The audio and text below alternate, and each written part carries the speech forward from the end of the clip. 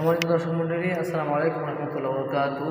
আমরা পৃথিবীতে অধিকাংশ অর্থাৎ 999 জন মানুষ আমরা নিজের সমস্যায় যদি পড়ি তাহলে মানুষের শরণাপন্ন হই। কিন্তু আল্লাহ সুবহানাহু ওয়া তাআলা কি সেটা বলেছেন? আল্লাহ সুবহানাহু ওয়া তাআলা বলেছেন যে আমার উপর তোমরা পূর্ণ বিশ্বাস এবং আস্থা রাখো এবং আমার উপর ভরসা করো।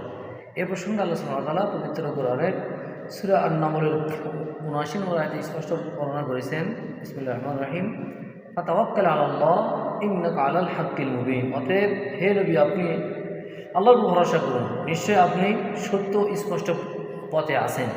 তাহলে আমরা যদি আল্লাহর উপর ভরসা করি তাহলে অবশ্যই আমরা সত্য পথ এবং স্পষ্ট পথে থাকবো। তা আল্লাহ সুবহানাহু ওয়া তাআলা আমাদেরকে যেন মানুষ ব্যতীত আল্লাহর উপর ভরসা করে সত্য এবং সঠিক পথে থাকার তৌফিক দান করেন। আল্লাহুম্মা আমিন।